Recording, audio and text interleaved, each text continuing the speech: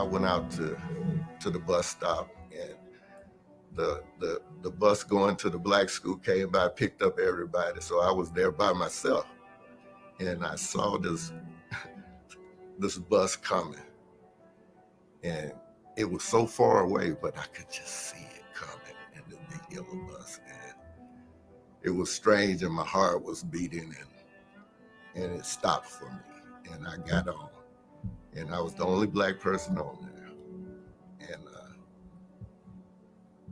I had to stand up.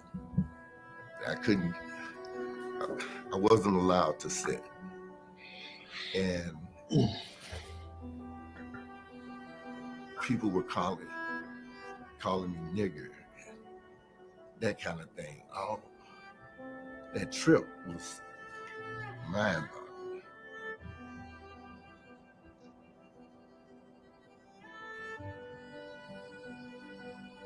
The worst part about segregating the school was that we got on this bus, and every time we get on this bus, this big cross-eyed white guy used to always want to pick on the children, pick on us, and I always had to fight for them.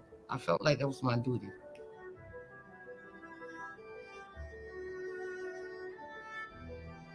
Here I walk into a classroom of an all-white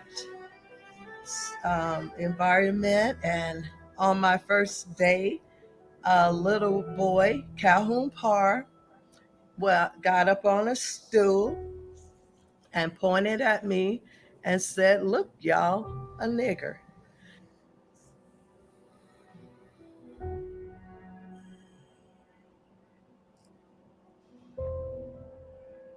The worst part of it was, one, I did not want to be there because, again, I was at Drayton Street Elementary. I had friends there. I was not familiar with the culture. I did not want to go to a white school. I during the time frame, it was more hostile. The '60s was a hostile time frame, so I did not want to be there. So my anxiety level of going there was, why do I have to go here? And even before I went there, my parents, I was going kicking and screaming. One of my parents, they took me back over to the black elementary school, Drayton, to try to get me back in there, but I was turned away. You have to go to Spear Street, and I went. Psychologically, it instilled probably from a perspective of having no real choice, the question of the unknown, fear. Back then, most neighborhoods were segregated. So at that point, I remember going downtown several times with my mom. There were segregated water fountains. There were segregated bathrooms. There was a movie theater in Newberry on Main Street, at the top of Main Street, called the Ritz Theater. And the Ritz Theater had a lower level and a balcony. We used to have to go down this kind of like an alley to get to the balcony and walk up these stairs. And I was a kid, but I can remember that.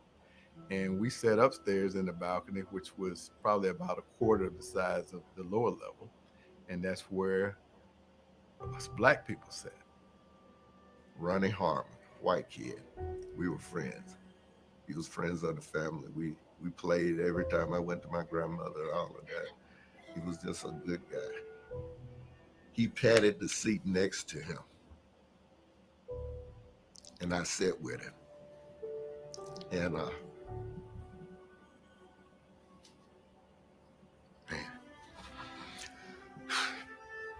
it takes you back. And they called him nigger lover, all of that stuff. He had all of that. Hey, he had all of that stuff heaped on him.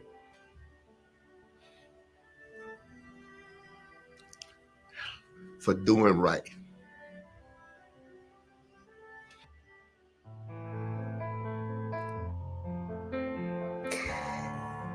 Thank you all very much for joining us tonight for the Timbuktu Report as we take a look at African American children who work toward helping to desegregate the schools in the United States of America. I'm very honored to have as my guest tonight Darren De Chazer. Darren is the film producer for this project, and Dr. Rick Stevenson, who is always our guest on the Timbuktu Report. Guys, thank you very much for being here. And this whole project, Darren, is just amazing. Dr. Stevenson, thank you for joining us. Guys, what in the world? First of all, our goal here at the Timbuktu Report is to enlighten, educate, and inspire. These are stories that we have not seen, we have not heard from these young children who, for all intents and purposes, experience domestic terrorism in the United States of America. Darren, thank you for being here. Oh, thank you for having me. Appreciate you. Yeah, Dr. Rick Stevenson, who is a professor at the University of Florida, African American History and African American Studies. Dr. Stevenson is also a man of the cloth, and every week as we get started on this show, Dr. Stevenson, before you share your thoughts and comments on what you've just seen, let's talk to God. Ask God to guide us. Good God, thank you for another opportunity to learn, to share, and to engage in the experiences of those who firsthand experienced homegrown terrorism. We thank you for their effort. We thank you for their heart and their tenacity. I pray that we will learn from them, that we still have to stand on the wall, that we are still facing a racist society, and that change is still happening. In Jesus' name, amen. Amen. Amen. Amen. Dr. Stevenson, I want to just ask you first, as a professor of African American history, PhD in African studies, how much of this have you seen? I've not seen any of this particular video, but I am familiar with a lot of different firsts. You may remember James Meredith. When he integrates University of Mississippi, they literally burnt the school down. Some 30 people were shot on campus. When he went to class, he had to have the National Guard to protect him. And so this kind of thing is not new to America. I often ask the question, what would Black people do if there were no white people? How different would our lives be, right?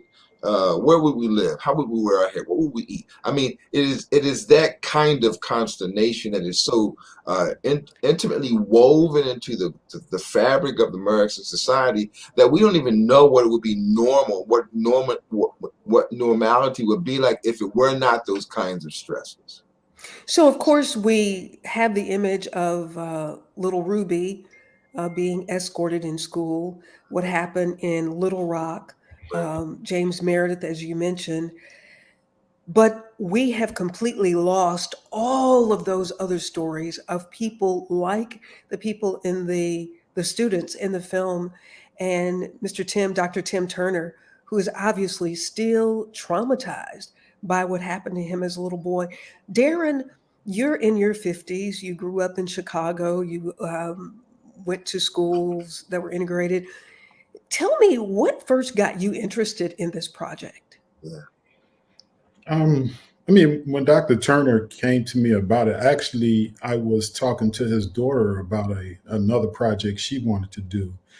And she mentioned her dad wanted to tell this story about being integrated during the 60s. So I got a chance to talk to Dr. Turner. We talked for probably, that first meeting had to last for about a couple of hours. Wow. And he took me back, and just my thought process, I missed this integration. I'm 55. I missed it by like 10 years, which is not long. Like literally, I've missed it by 10 years. Had I been born 10 years earlier, 15 years earlier, I would have been part of this. Yeah. So to come at the heels of this and to hear him tell this story, And to know that he's like 60, 64, 65, I said, he's not much older than I am. He's like 10 years older. So it really got me. It really touched me because had I been born 10 years early, I would have experienced the exact same thing they would have experienced. And not to say that I didn't growing up in the North. And luckily, it wasn't, I can't say it wasn't as bad as the South, but we did experience, Sure. you know, our own culture. I'm what they call fair skin. So I had to go through that also during, just in school with friends. Some friends want to be lighter, some friends want to be darker, so you go through that whole aspect of that. And then to be thrown in another culture where they have no different shades of skin, they're just basically one color, but they're their privileged color. So to Mhm. see them excelled, to have trust funds. My parents couldn't, they're raising four boys. We didn't have no trust fund.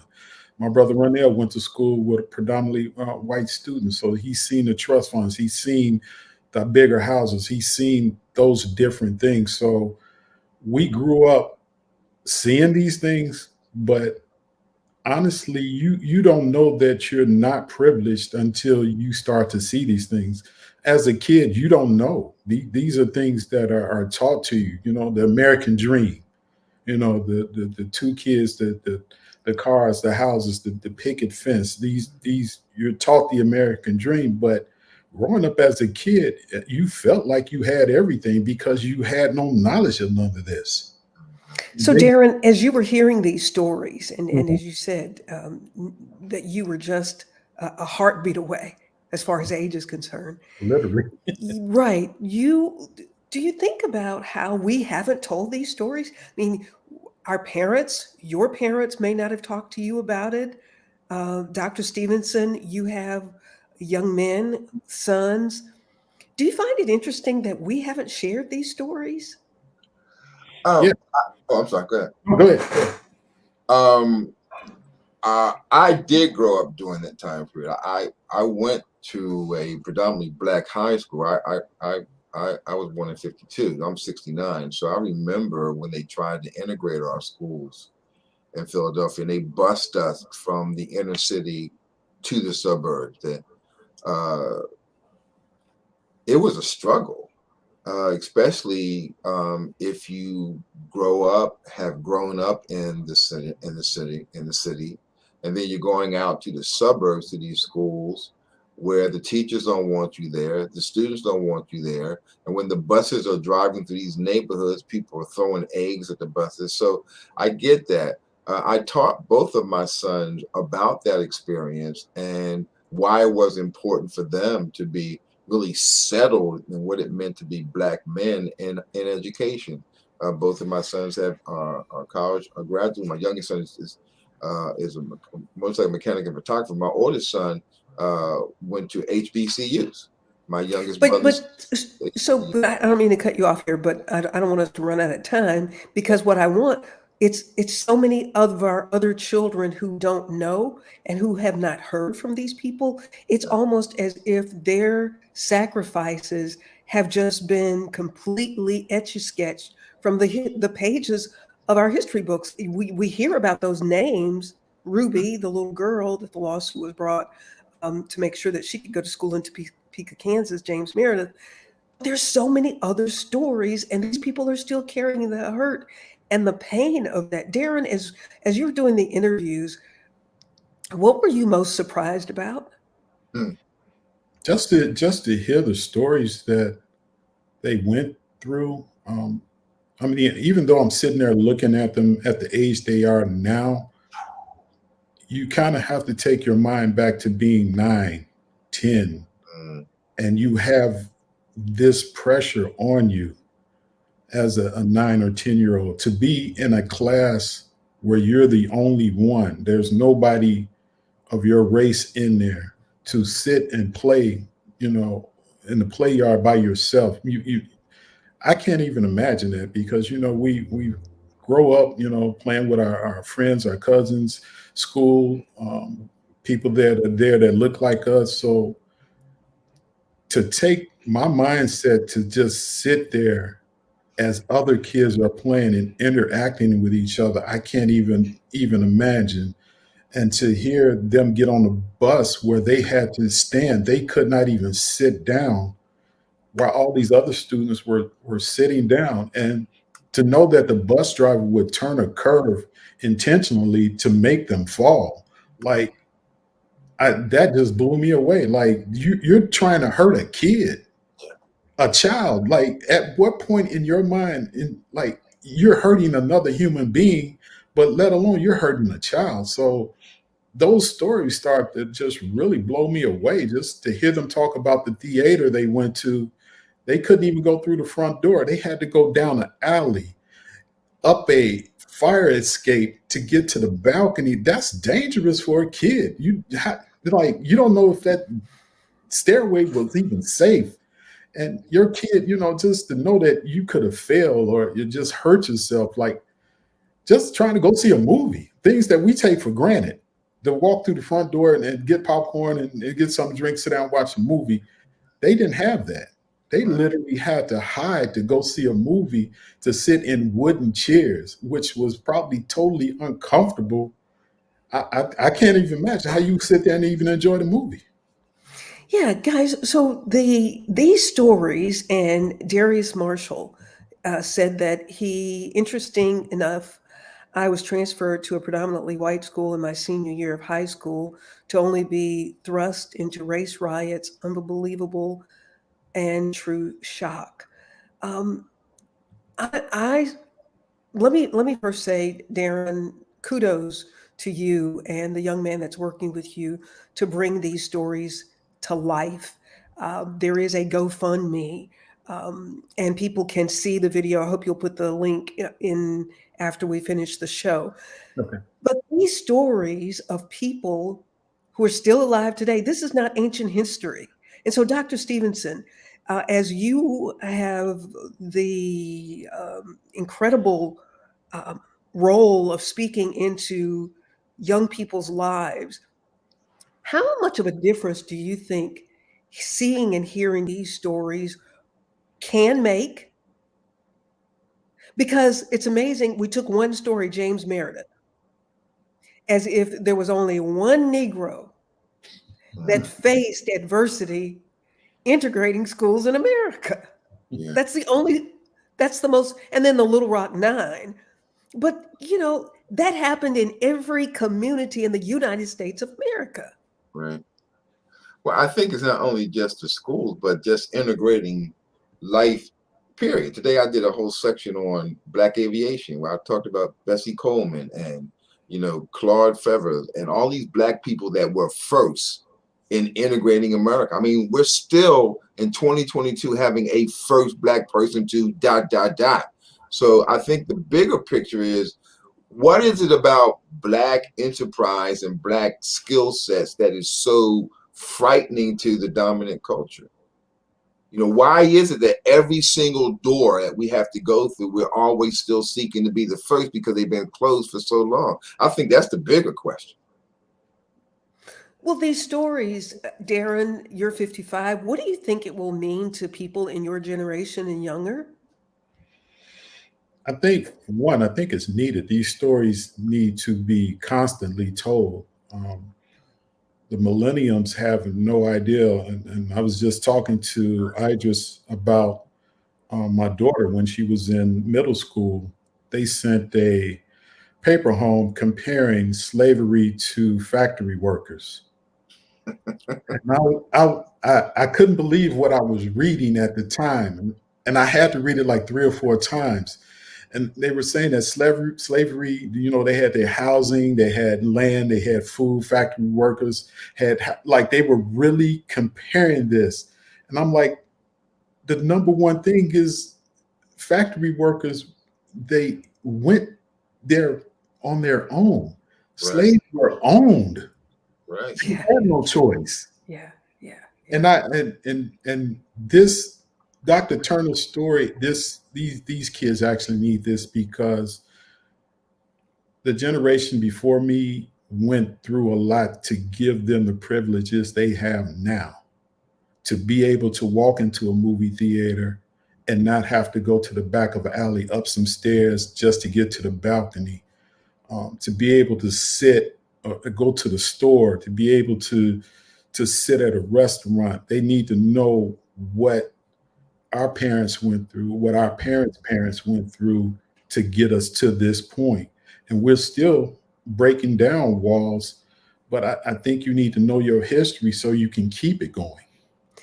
Darren De Chazer is a film producer in Charleston, South Carolina, and he is working on a documentary chronicling the struggles of African American students who helped to integrate Newberry, South Carolina. As I am watching Dr. Tim Turner tell his story, and at 65 years old, tears still flowing. What did that do to you watching that? And of course, when you see another man cry,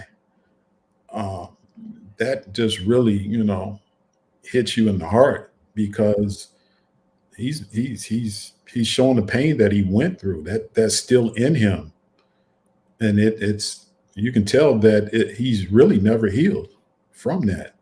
And being a child, it's, man, I like I said, I can't even imagine the burden they carried back then as a child.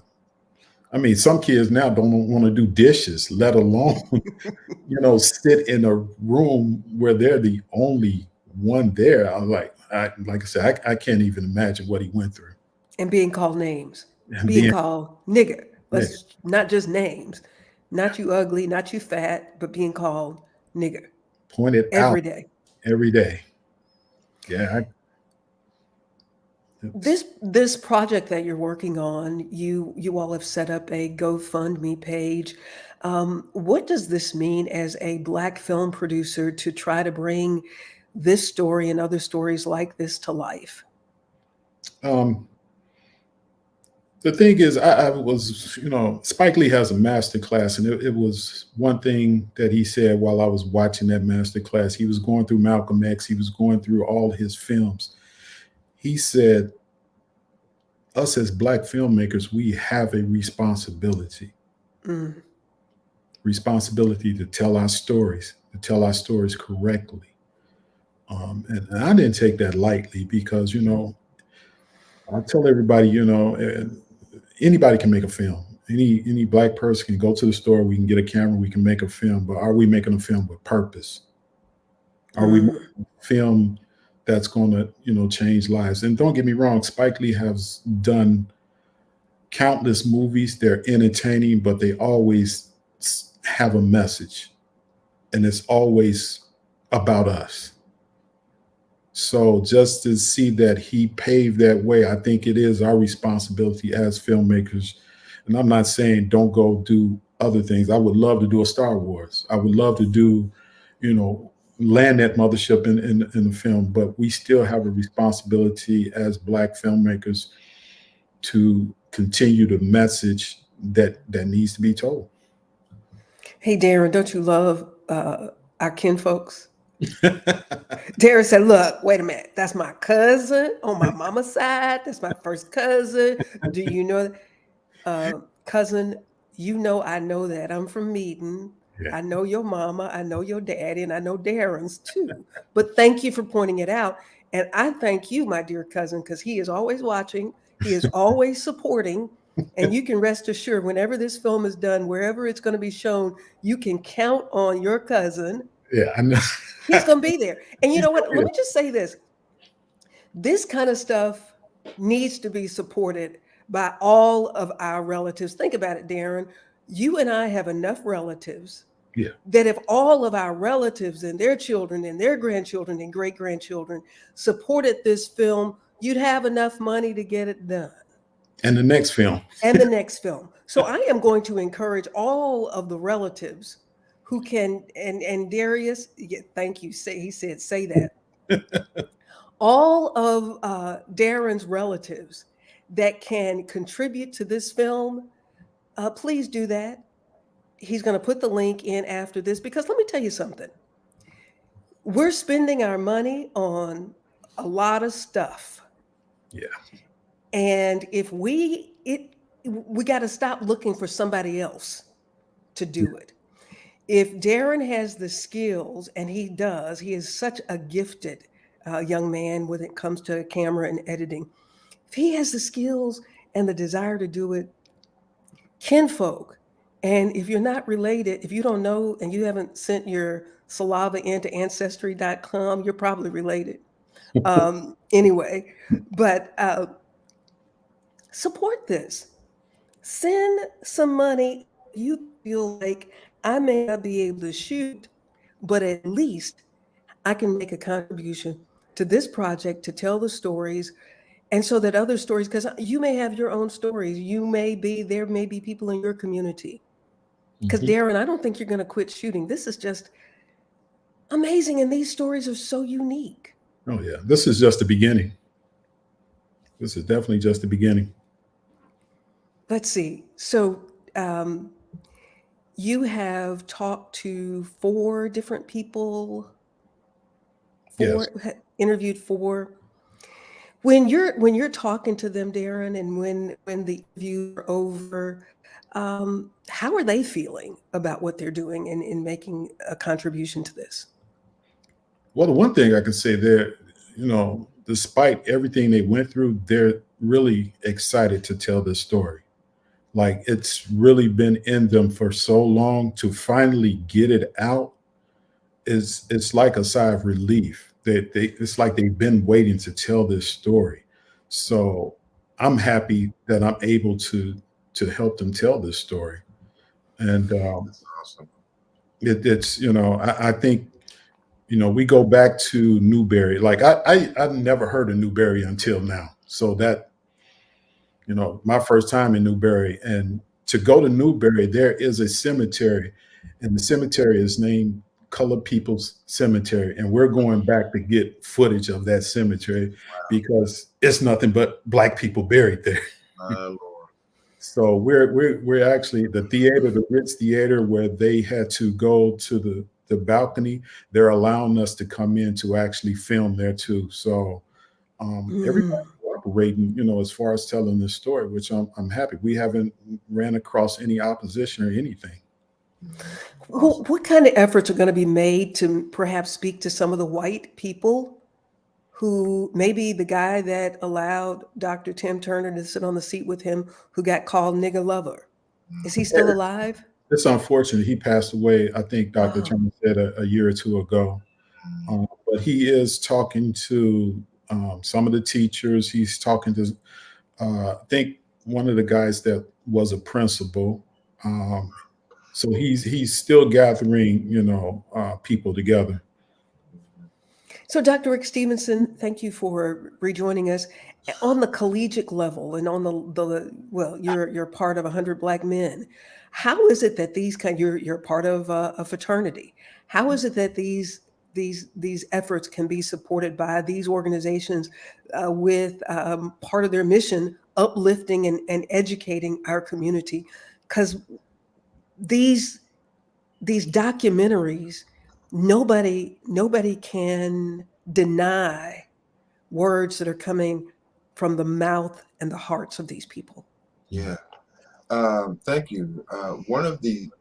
We have a mentoring program. The 100 Black Men of Greater Gainesville has a mentoring program, which I'm the chair of. And we do Saturday sessions every third Saturday of the month. And one portion of the session is things you didn't know. And so every session there will be a section where we'll talk about things you didn't know. And I would love to be able to take this video and this data and just use that as a part of one of our things you didn't know sections of our sessions. And then pass the tray, pass the collection plate. Exactly. Take an offering, baptism, whole 9 yards. Lay hands. That's it. Darren De Chazer, filmmaker, the owner of Film Barrel in Charleston, South Carolina, is working on this very, very critical documentary, documenting the journey of POW, child of POW. Where'd you guys come up with that name? That was totally Dr. Turner. He considers himself a prisoner of war during War. that time, you know. So Yeah, that was totally Dr. Turner there. that's crazy, man. And in reality, Dr. Stevenson, they were. They were.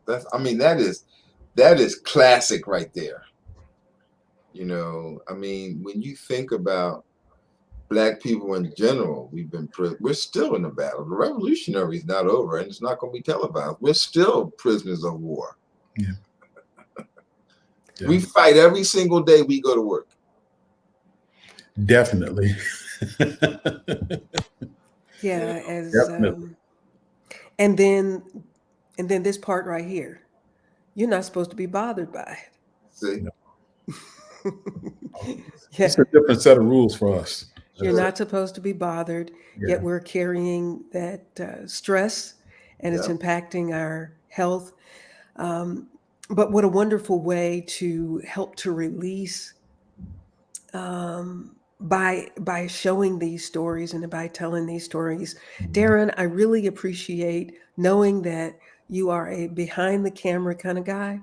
Definitely. I really appreciate you stepping on the other side Yeah. and sharing this story, and Godspeed to you as you continue to work on this project. No, thank you. I appreciate you. yeah. Dr. Rick Stevenson? Great job, man. I'm humbled by your work, brother. So Oh, thank stay you. with me. Thank you. I mean, if it wasn't for you guys, I wouldn't have a story to tell. So, Wow. you know, So kudos to you, Dr. Stevenson. yes, sir. Thank you. If it wasn't for you guys, he wouldn't have a story to tell. Now, just think about that and the respect. If every young African American had that same understanding and respect for our elders, where would we be? And that's the very reason why these stories have not been told, but because we have the opportunity to do it ourselves now. As Spike said, you got a responsibility. And thank you, Darren, for stepping up. Beverly, Kate Bradshaw in Memphis, thank you for joining us. So much unknown African American history. And that's what these are, African American history stories. That's my phone. I didn't realize that. Sorry about that, guys. Darren, I was going, why Darren turn his phone off? No, that wasn't me. And it was me.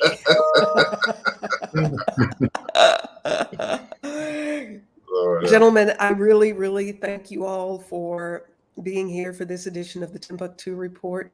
Dr. Stevenson, thank you for being here as always and enlightening us. And everybody that's watching, again, the way that you can participate in this project, the GoFundMe information is at the bottom of the screen.